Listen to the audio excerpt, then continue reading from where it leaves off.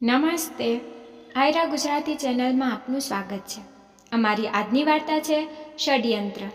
આજે સવારે જ્યારે પ્રકાશ તેના પાળેલા કૂતરાને લઈને ઘરે પાછો ફર્યો ત્યારે તેની પત્ની સુધા વાસણો ધોતી હતી. પછી ગુસ્સામાં તે એક પછી એક વાસણો તોડવા લાગી. અરે, શું થયું સુધા? કોઈ વાત પર ગુસ્સે છો? પ્રકાશે પૂછ્યું. તો સુધાએ મોં બનાવતા કહ્યું, કોણ જાણે આપણા દિવસો ક્યારે બદલાશે. દરેક વ્યક્તિ રજાઓમાં ફરવા બીજા દેશોમાં જાય છે અને આપણે જ એવા છીએ જેમણે ભારતને પણ સંપૂર્ણ રીતે જોયું પણ નથી. તમે ઘણા સમયથી વચન આપી રહ્યા છો કે અમે પણ બીજા લોકોની જેમ ક્યાંક બહાર જઈશું. અમારા બાળકો ગોલુ અને પિંકીએ આ વાત ઘણી વખત કહી છે, પણ તમે જ હટતા નથી. સુધા બોલતી રહી, પરંતુ પ્રકાશ તેની પત્નીની વાત પર ધ્યાન આપતો ન હતો અને તેની અવગણના કરીને શાંતિથી અખબાર વાંચવા બેસી ગયો. સુધાએ કહ્યું, ગઈકાલે જ મને મારી મિત્રનો ફોન આવ્યો હતો. તે બધા ફરવા ગયા છે અને તેણે એફિલ ટાવરની ઊંચાઈ પરથી લીધેલો ફોટો પણ મોકલ્યો છે. કેટલું સુંદર દ્રશ્ય છે. વિચારો, જો ફોટામાં આવો સુંદર નજારો જોવા મળે તો સામેથી જોઈને કેટલી મજા આવતી હશે. જ્યારે સુધાએ તેના મોબાઈલમાં ફોટો બતાવતા તેના પતિ પ્રકાશને કહ્યું તો પ્રકાશે કહ્યું, આ હાઈ સોસાયટીના લોકો, તેમની ઈચ્છા વિશે શું કહી શકીએ. જે તેને ગમે છે તેના પર તે લાખોનો ખર્ચો કરે છે. આવા લોકો સાથે આપણે આપણી શું સરખામણી કરીએ. આવો મિત્રોથી તો દૂર રહેવું સારું. તો સુધાએ તેની મોટી આંખો બતાવીને કહ્યું, હું તમને પેરિસ જવાનું નથી કહી રહી. ઓછામાં ઓછું આપણે ભારતની મુલાકાત તો લઈ શકીએ. પણ હું જે કહું છું તેનાથી તમને શું ફરક પડે છે? હું તમને કહેતી રહું અને તમે અખબાર વાંચતા રહો. તેમાંથી સમય મળે તો તમે મારી વાત સાંભળો ને, સુધાએ ગુસ્સામાં કહ્યું. ત્યારે પ્રકાશે કહ્યું, સુધા, તું મારા અખબારને સોતન કેમ સમજે છે? બાળકોની ઉનાળાની રજાઓ આવવા દે, પછી વિચારશી આ અંગે. પ્રકાશે આમ કહીને મુદ્દો ટાળ્યો હતો. થોડા દિવસોની શાંતિ પછી કંઈક એવું બન્યું જેની કોઈએ કલ્પના પણ કરી ન હતી. એક દિવસ જ્યારે પ્રકાશ ઓફિસેથી ઘરે પાછો ફર્યો ત્યારે તેના ચહેરા પરનો રંગ ઉડી ગયો હતો.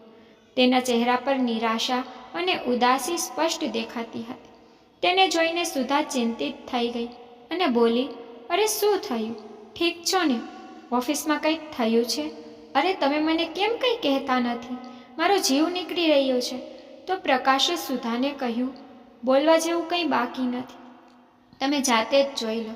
પ્રકાશે ખિસ્સામાંથી એક કાગળ બહાર કાઢ્યો ત્યારે બાળકોએ પ્રશ્નાર્થ આંખો સાથે તેની સામે જોઈ અને તેનું મોં ખુલ્લું જ રહી ગયું. પછી સુધાએ અસ્વસ્થતાથી કહ્યું, કૃપા કરીને મને કહો કે આ શું છે? જ્યારે કોઈ કશું બોલ્યું નહીં ત્યારે સુધાએ પત્ર હાથમાં લીધો અને વાંચવા લાગી અને આશ્ચર્યચકિત થઈ ગઈ. તેના ચહેરા પર ખુશીની લહેર દોડી ગઈ અને આત્મવિશ્વાસ ભર્યા ઇશારા સાથે તેણે પ્રકાશ તરફ જોઈને કહ્યું, શું સાચેને જ તમારું પ્રમોશન થયું છે?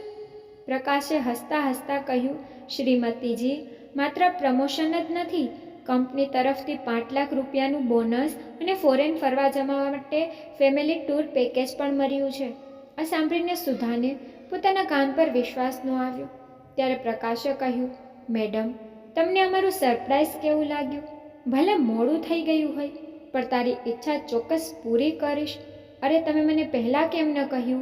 સુધાએ હસતા હસતા કહ્યું. બંને બાળકોએ કહ્યું, તમે શ્રેષ્ઠ પાપા છો. અમે હવે અમારા મિત્રોને કહીશું. આટલું કહી બંને બાળકો ઘરની બહાર દોડી ગયા હતા.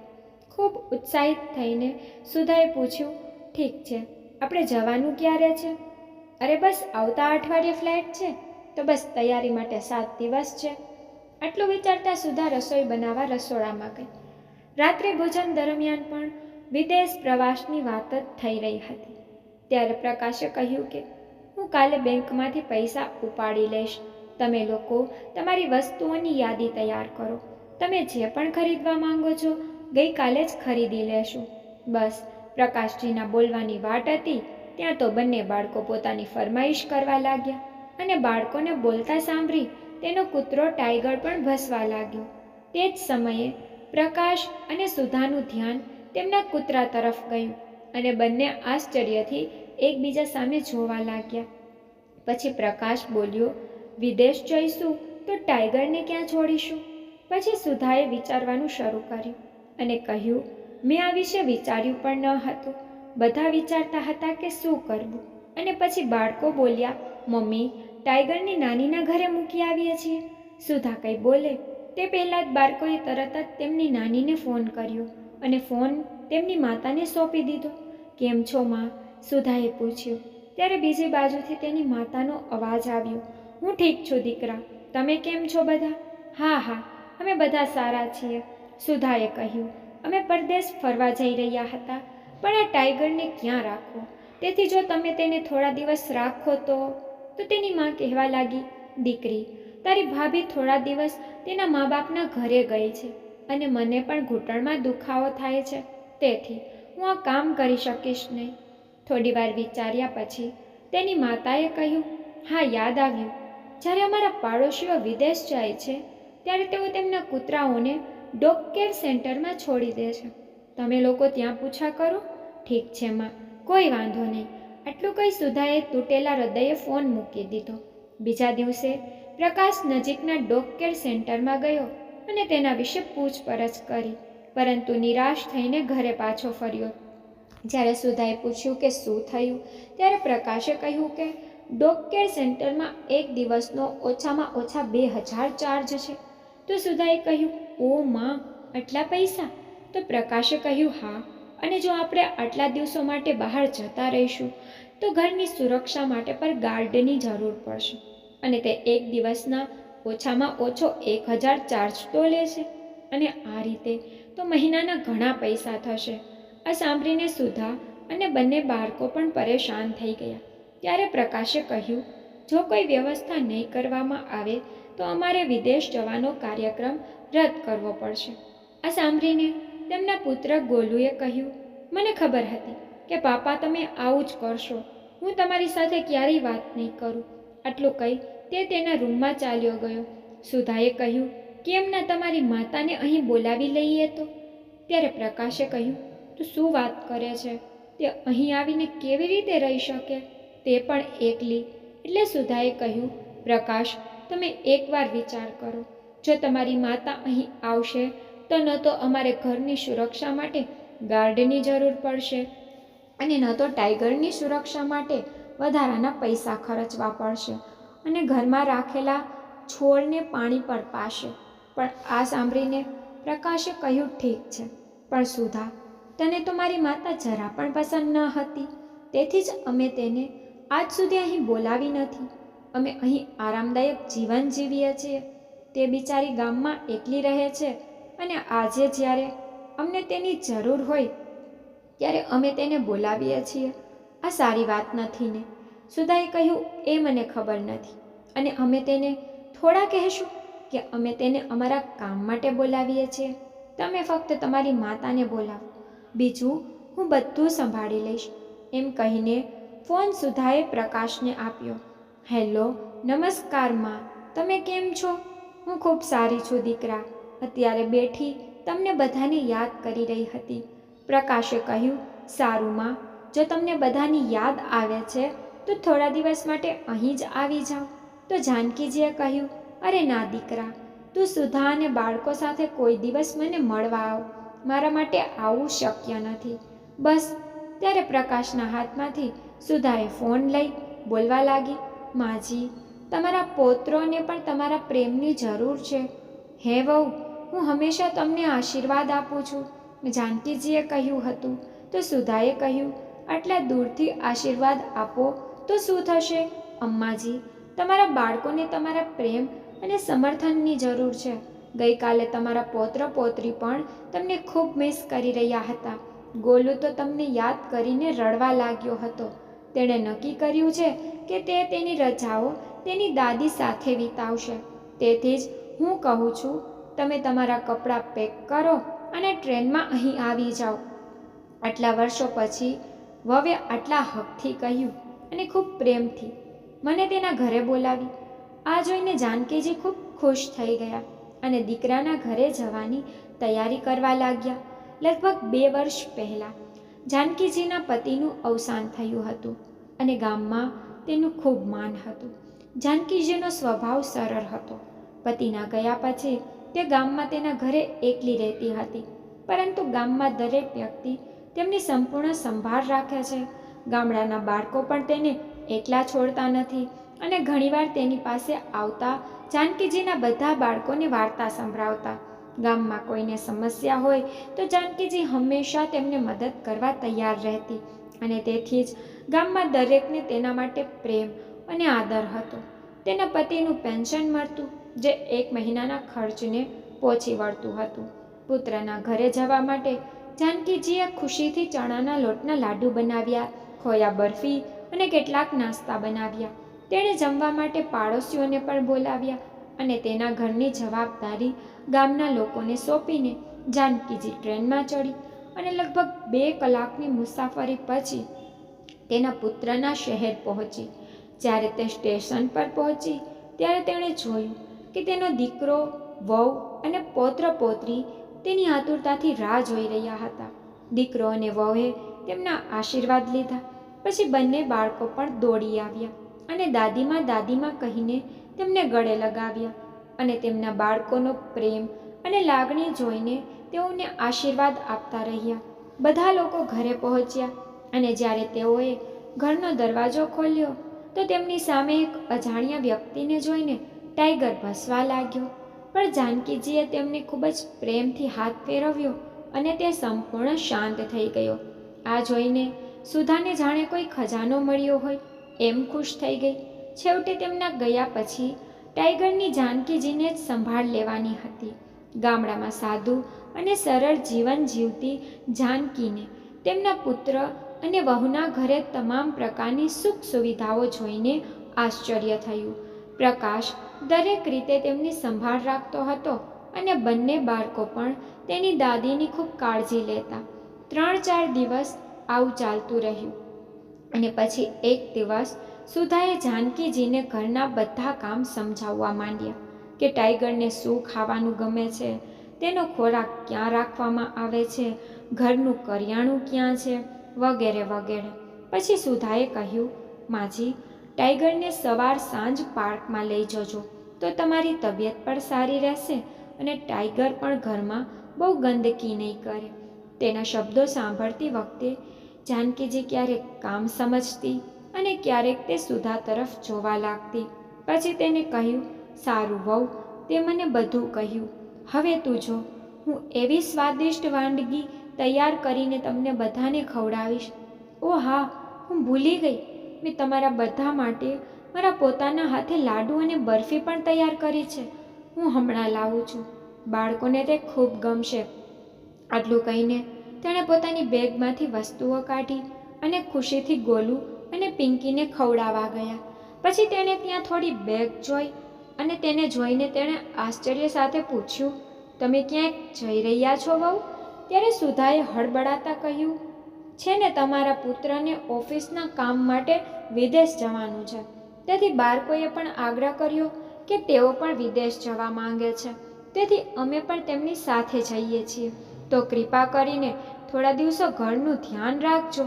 પરંતુ આ સાંભળીને જાનકીજીને વધુ આશ્ચર્યચકિત થઈ ગયું. પછી પ્રકાશે કહ્યું, તે શું છે ને માં, અચાનક આ કાર્યક્રમ બની ગયો હતો, તેથી અમે કાલે જ નીકળી રહ્યા છીએ. તો તમે બધું સંભાળી લેજો. અમે 10-12 દિવસ પછી આવી જશું. એમ કહીને બધાએ પોતાની તૈયારીઓ શરૂ કરી દીધી અને બીજા દિવસે સવારે જાનકીજીને ટાઈગર સાથે છોડીને બધા એરપોર્ટ જવા રવાના થયા. આ જોઈને જાનકીજીને ગમ્યું નહીં, પણ થોડા દિવસોની જ વાત છે એમ વિચારીને તેણે મન મનાવી લીધું. સવારે સ્નાન કર્યા પછી તેણે ટાઈગરને પણ પ્રેમથી સ્નાન કરાવ્યું અને સુધાના કહેવા અનુસાર તેને ટાઈગરનું જમવાનું તેની પ્લેટમાં રાખ્યું અને પછી તે પોતાની પ્લેટ લઈ ત્યાં બેસી ગઈ. પરંતુ ટાઈગર ખોરાક ખાવા માટે તૈયાર ન હતો. કદાચ બધાના જવાથી તે ઉદાસ થઈ ગયો હતો. તેથી જાનકીજીએ તેની સાથે પ્રેમથી વર્તન કર્યું અને તેને પોતાની થાળીમાંથી રોટલીનો ટુકડો કરી તેના મોંમાં મૂક્યો. ટાઈગર પણ બધું ભૂલી તેની સાથે જમવાનું શરૂ કર્યું. હવે જ્યારે પણ જાનકીજી તેને પોતાની થાળીમાં ભોજન ખવડાવતા તો તે ખુશીથી તેની સાથે બેસીને જમતો.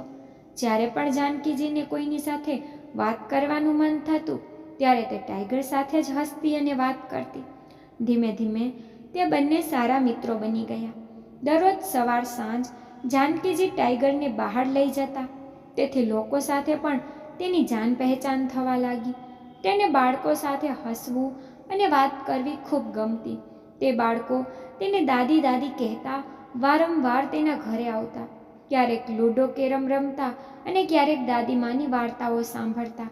જ્યારે પણ જાનકીજી કામમાં વ્યસ્ત રહેતા ત્યારે બાળકો ટાઈગર સાથે રમતા હતા. જાનકીજી પોતાના પૌત્ર પૌત્રીઓ માટે લાવેલી મીઠાઈઓ તેને આપતા ત્યારે તે બાળકો તેને ખૂબ ઉત્સાહથી ખાતા. આ બધી બાબતોમાં ક્યારે દિવસ પસાર થઈ જાય તેનો ખ્યાલ જ ન રહેતો. એક રાત્રે જ્યારે તે સૂવા ગઈ ત્યારે તેણે બાળકના રડવાનો અવાજ સાંભળ્યો. ઘણું બધું મોડું થઈ ગયું હતું, પરંતુ બાળક રડતું રહ્યું.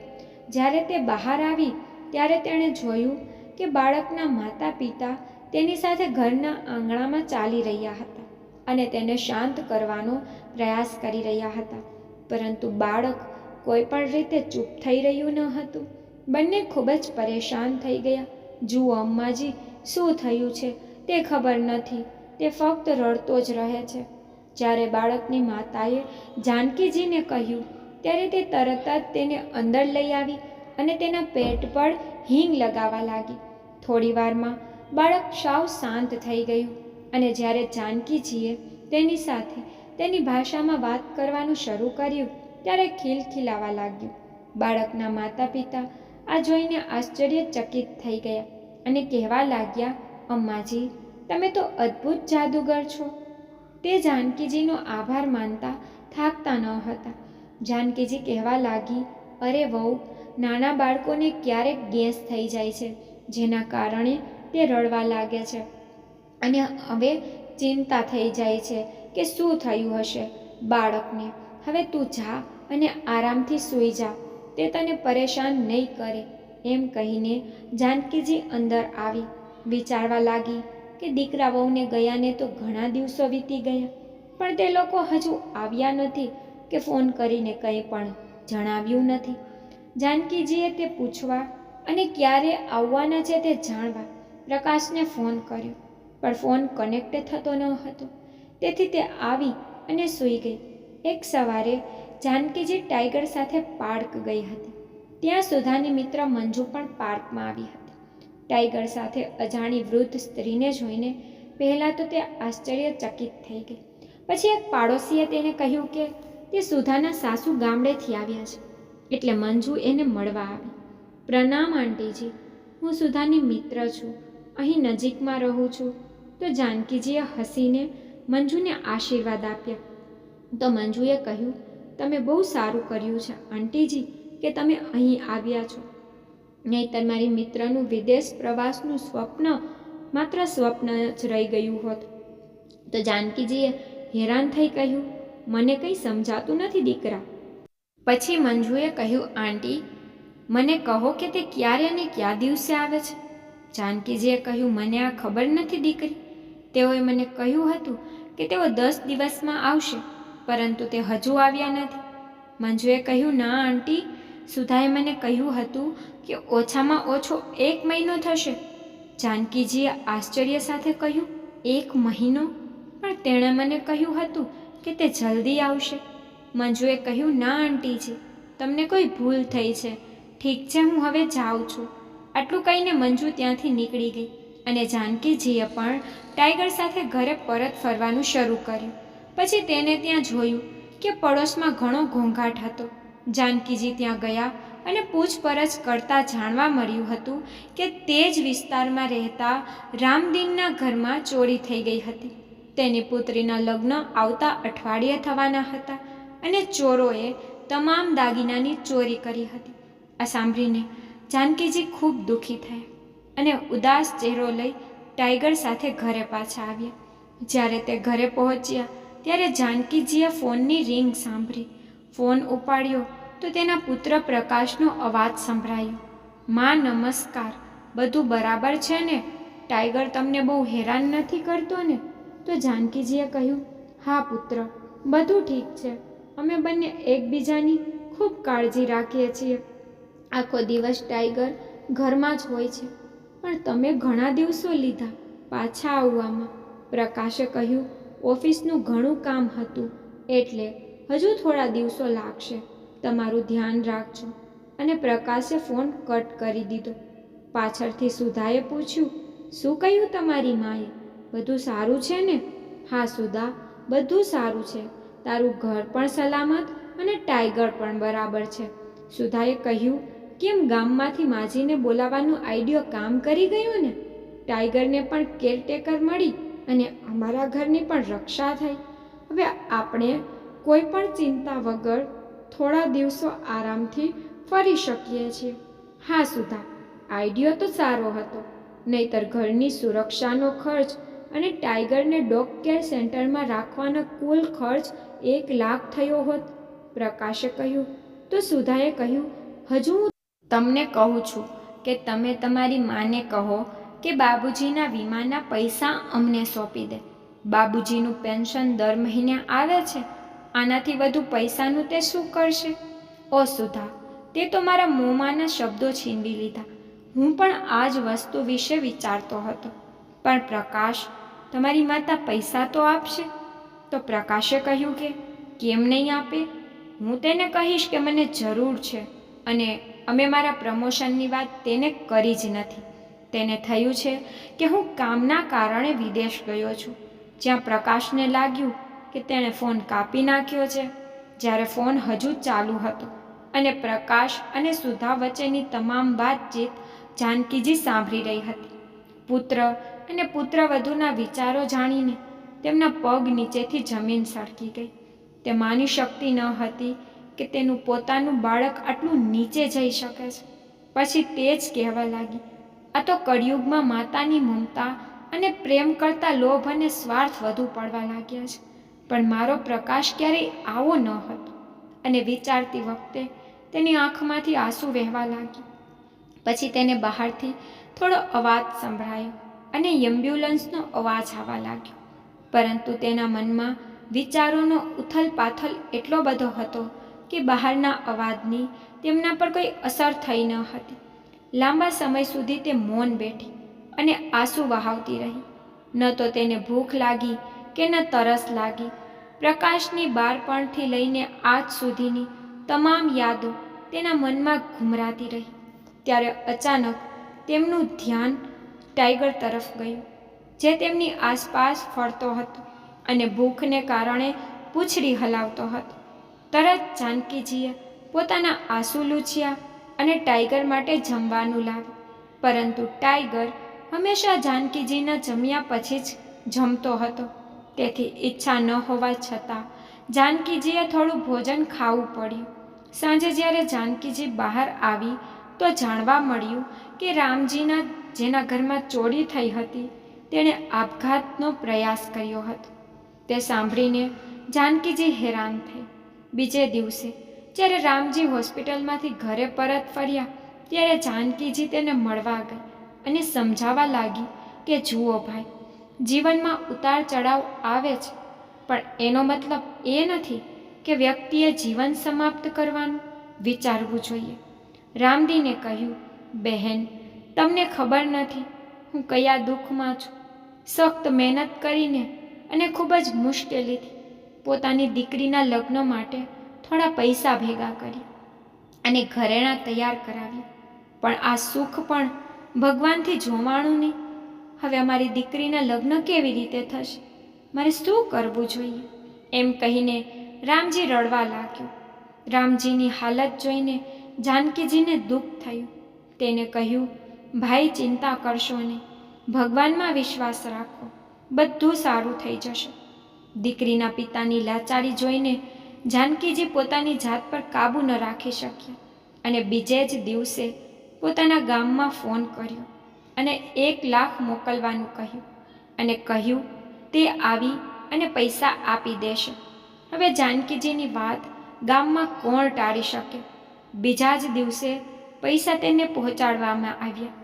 જાનકીજી પણ પૈસા લઈને રામજીના ઘરે ગઈ અને બધા પૈસા તેને આપી દીધા.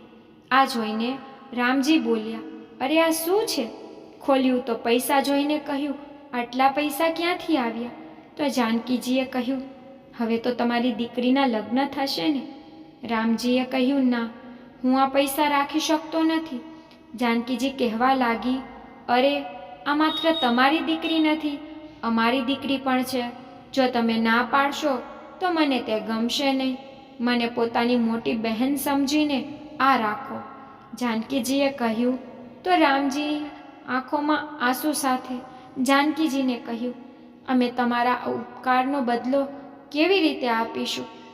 અરે એક માણસ તરીકે એ આપણી ફરજ છે. આટલું કહી જાનકીજી ચૂપ થઈ ગઈ. આ જોઈ બાકીના પડોશીઓ પણ રામજીની મદદ કરવા આગળ આવ્યા અને લગ્ન સુખેથી સંપન્ન થયા. જાનકીજી હમણાં જ ઘરે આવીને બેઠા હતા ત્યારે તેમની વહુ સુધાનો ફોન આવ્યો. તે કહેવા લાગી, માજી, અમે કાલે બપોરે આવી જશું. તમે જમવાનું બનાવીને રાખજો અને ઘર સાફ કરીને રાખજો. મારે એવું ઘર જોઈએ જેવું હું છોડીને ગઈ હતી. ઠીક છે વહુ, જાનકીજીએ કહ્યું અને ફોન મૂકી દીધો. બીજા દિવસે સવારે જાનકીજી બહુ વહેલા ઉઠ્યા, કારણ કે આજે તેના પતિની પુણ્યતિથિ હતી. તેથી તેણે મંદિર જતાં પહેલાં વહેલી સવારે સ્નાન કર્યું અને ભગવાનને ભોગ લગાવતા તે કિચનમાં ગઈ અને હલવો પૂરી બનાવવાનું શરૂ કર્યું અને ગરીબોને વહેંચવા માટે થોડું ભોજન પણ તૈયાર કર્યું. ટાઈગરને ઘરે મૂકીને તે મંદિરે ગઈ. મંદિરમાં જઈને ભગવાનને પ્રણામ કર્યા અને પતિના આત્માની શાંતિ માટે પ્રાર્થના કરી અને ગરીબ લોકોને ભોજનનું વિતરણ કરવાનું શરૂ કર્યું. ત્યારે તેની આંખો એક સ્ત્રી પર ગઈ. તે તેનું ખાવાનું આપવા તેની નજીક જવા લાગી તો તે સ્ત્રીએ પોતાનો ચહેરો તેની સાડીના પલ્લુ નીચે છુપાવી દીધો. તે સ્ત્રીની ઊંચાઈ અને શરીરના કારણે તે પરિચિત લાગતી હતી. જાનકીજીએ તેને પ્રસાદ આપવા નજીક ગઈ ત્યારે તેની નજર તે મહિલાના હાથ પર પડી, જેના પર લખ્યું હતું સંતોષી દેવી. આ જોઈને જાનકીજીનું હૃદય તડપી ઉઠ્યું. તે કહેવા લાગી, તું મારી મિત્ર સંતોષ છો? આટલું કહી તેને પલ્લુ હટાવ્યો. જાનકીજીએ કહ્યું, આ બધું કેવી રીતે થયું સંતોષ? તું તો તારા પુત્રો સાથે ખૂબ ખુશ હતી. તું ગામ છોડીને તેની સાથે શહેરમાં આવી અને ખૂબ જ આરામથી જીવતી હતી. ત્યારે સંતોષજીએ રડતા રડતા કહ્યું, જાનકી, શું કહું? જ્યારે બંને પુત્રને મોટા શહેરમાં સારી નોકરી મળે ત્યારે અમે પોતાને ધન્યવાન માનવા લાગ્યા. ત્યારબાદ અમે અહીં આવ્યા. અમે પણ તેમની સાથે ખુશીથી જીવતા હતા. મોટા દીકરાના ઘરે 3 મહિના અને નાના દીકરાના ઘરે 3 મહિના રહેતા. 1 મહિના પહેલાં જ્યારે પતિનું અવસાન થયું ત્યારે પુત્રોએ ગામનું ઘર વેચવાનો આગ્રહ કર્યો. બધા ગામવાસીઓએ મને ખૂબ રોકી હતી કે તમારા જીવતા તમારા હાથ કાપીને બાળકોને ન આપો, પરંતુ હું સંમત ન હતી. મેં વિચાર્યું કે જ્યારે વૃદ્ધાવસ્થા બાળકો સાથે જ વિતાવવાની છે તો પછી બાળકોની વાત માનવામાં શું નુકસાન છે. પણ પોતાનો હિસ્સો લીધા પછી તો મોટો પુત્ર તેની પત્ની અને બાળકો સાથે વિદેશ ચાલ્યો ગયો હતો. જ્યારે નાના પુત્ર અને વહુએ પણ મારી જવાબદારી લેવાની ના પાડી હતી અને મારું એક ખોટા નિર્ણયનું પરિણામ એ આવ્યું કે આ ઉંમરે મને ઠોકરો ખાવાની ફરજ પડે છે. મારે 2 પુત્રો છે પણ મારું પોતાનું કોઈ નથી. હું વિચારું છું વૃદ્ધા આશ્રમ ચાલી જાઉં. આટલું કહીને સંતોષજી રડવા લાગી. જાનકીજીએ તેના આંસુ સાફ કર્યા અને કહ્યું, તું આશ્રમ શા માટે જઈશ? તું મારી સાથે આવ. જાનકીજી તેની મિત્રને ઘરે લાવી. સંતોષ, હું નાસ્તો બનાવું છું, ત્યારે તું હાથ મોં ધોઈને આવ અને આ લાડુ ખા. મેં તેને મારા પોતાના હાથે બનાવ્યા છે. બાળકો માટે લાવી હતી પણ તેમની પાસે તો સમય ન હતો. આટલું કહીને જાનકીજીની આંખોમાં આંસુ આવી ગયા અને તે નાસ્તો તૈયાર કરવા કિચનમાં ગયા. વાતચીત કરતાં કરતાં બંને મિત્રોએ નાસ્તો કર્યો. તે જ સમયે ડોરબેલ વાગી અને જાનકીજીએ દરવાજો ખોલ્યો તો સામે સુધા અને પ્રકાશ ઊભા હતા. પણ પોતાના ઘરમાં એક અજાણી વ્યક્તિ જોઈને તેઓએ પ્રશ્નાર્થ નજરે જાનકીજી તરફ જોયું અને જાનકીજીએ કહ્યું, વહુ, આ મારી મિત્ર છે. બિચારી ખૂબ જ પરેશાન હતી, ઉદાસ હતી, તેથી જ હું તેને મારી સાથે લાવી છું. જાનકીજી હજુ વધુ બોલે તે પહેલાં સુધા કહેવા લાગી, હા હા, અમે તો અહીં ધર્મશાળા ખોલી છે ને, તેથી જ તો તમે બધાને અહીં લાવો છો અને કેટલા દિવસોથી કરો છો આ સમાજ સેવા. જાનકીજી આશ્ચર્ય સાથે બોલ્યા, ના વહુ. ત્યારે પ્રકાશે કહ્યું, માં, તે સાચું જ કહે છે અને આ અમારું ઘર છે, વૃદ્ધા આશ્રમ નહીં. આ સાંભળીને જાનકીજી ઊભા થયા અને પછી બોલ્યા, હા, તમે સાચા છો. આ તમારું ઘર છે, મારું નથી. તેથી જ તમે લોકોએ મને આ ઘરમાં બોલાવી હતી, જેથી હું તમારી ગેરહાજરીમાં આ ઘર અને ટાઈગરની રક્ષા કરી શકું. ચોકીદાર કરતાં વધુ દરજ્જો ક્યાં છે મારો? અને જ્યારે ઘરના માલિક આવી ગયા છે તો આ ઘરને ચોકીદારનો શું ફાયદો? તમારા દિલમાં અમારા માટે જગ્યા નહીં હોય, પણ મારા ગામમાં અને ગ્રામજનોના હૃદયમાં ઘણી જગ્યા છે. હું મારી મિત્ર સાથે સાંજની ટ્રેન દ્વારા મારા ગામ પરત ફરીશ. આટલું કહી જ્યારે જાનકીજીની આંખોમાંથી આંસુ વહેવા લાગ્યા ત્યારે ગોલુ અને પિંકીએ આવીને દાદીને ગળે લગાડ્યા અને રડતા રડતા કહ્યું, દાદી, અમને છોડશો ને? બાળકોના નિર્દોષ શબ્દો સાંભળીને જાનકીજીએ બંને બાળકોને ચુંબન કર્યું અને કહ્યું, અરે દીકરા, હું તમને મળવા આવી હતી. આ મારા માટે ઘણું છે અને મારા પ્રેમ અને આશીર્વાદ હંમેશા તમારી સાથે છે. પણ મારી એક વાત હંમેશા યાદ રાખજો. જીવનના દરેક વળાંક પર માતા પિતા હોય છે ને, જેઓ પોતાના બાળકોનું કલ્યાણ નિસ્વાર્થ હાથે ઈચ્છે છે. તેઓ પોતાના બાળકોને દરેક મુશ્કેલીમાં સાથ આપે છે. બદલામાં તે તેના બાળકો પાસેથી કંઈ ઈચ્છતા નથી. તેઓ તેમના બાળકો પર આંધળો વિશ્વાસ કરે છે. તેથી તમે બંનેએ તમારા માતા પિતાનો ભરોસો બિલકુલ ન તોડતા, કારણ કે જ્યારે ભરોસો તૂટે છે ત્યારે માતા પિતાને બહુ દુઃખ થાય છે. જાનકીજીની વાત સાંભળીને સુધા અને પ્રકાશને તેમની ભૂલનો અહેસાસ થવા લાગ્યો. જાનકીજીએ કહ્યું, વહુ, ધ્યાનથી જુઓ. આ તમારું ઘર જેમ તમે તેને છોડીને ગયા હતા તેમ જ છે. પણ જો આ નોકરાણી તરફથી કોઈ ખામી રહી ગઈ હોય તો કૃપા કરીને મને માફ કરજો. સુધા કહેવા લાગી, ના માજી, તમે કેવા પ્રકારની વાતો કરો છો? જ્યારે સુધાએ કહ્યું ત્યારે જાનકીજીએ કહ્યું, મને બધું જ ખબર પડી ગયું છે વહુ, કે અચાનક મારા પ્રત્યે પ્રેમ કેવી રીતે પેદા થઈ ગયો અને મને અહીં કેમ બોલાવવામાં આવી. ત્યારે પ્રકાશે કહ્યું, અમે બહુ વિચાર્યું પણ હું કંઈ સમજી શકતો ન હતો. તેથી જાનકીજીએ કહ્યું, મને દુઃખ થાય છે કે આજ સુધી તું તારી માતાનો પ્રેમ સમજી શક્યો નથી. અને વહુ, તું તો એક માં છો અને તે માની મમતા સાથે આવો ખિલવાડ કર્યો. જો તમે મને સ્પષ્ટ કહ્યું હોત તો હું તમારી મદદે ન આવી હોત અને તમારા માટે તમારી જાન હાજર છે. તો મારી લાગણીથી કેમ રમ્યા? અને હા દીકરા, તારા બાબુજીના વીમાના પૈસા પર તારી નજર છે તો એ પૈસા મેળવવા માટે હવે કોઈ નવું નાટક ન કરતો. તમે જ્યારે પણ માંગશો ત્યારે હું તે આપી દઈશ. જાનકીજીના આ શબ્દો સાંભળીને પ્રકાશ અને સુધા શરમ અનુભવવા લાગ્યા. જરા પણ વિલંબ કર્યા વિના જાનકીજી પોતાની બેગ ઉપાડી અને જવા લાગી.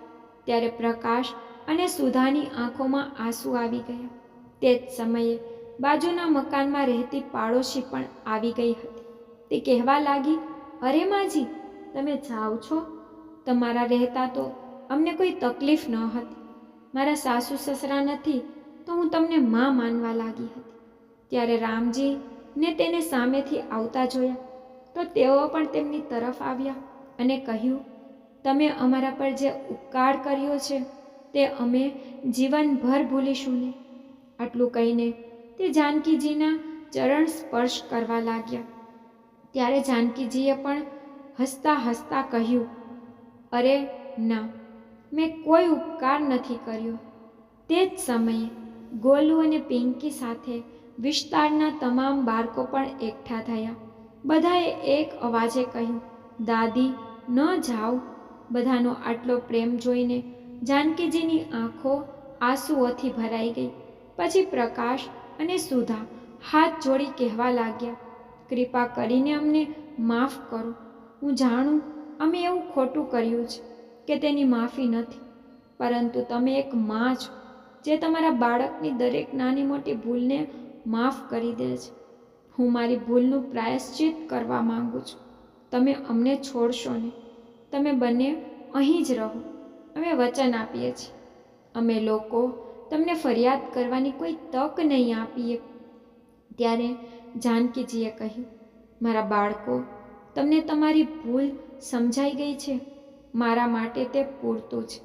મને તમારી સામે કોઈ ફરિયાદ નથી, પણ મારે મારા ગામ જવું છે.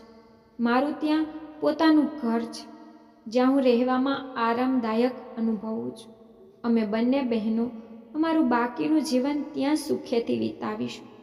જાનકીજીએ તમામ બાળકોના માથા પર પોતાનો પ્રેમાળ હાથ રાખ્યો અને બધાને આશીર્વાદ આપ્યા અને આગળ ચાલવા લાગી.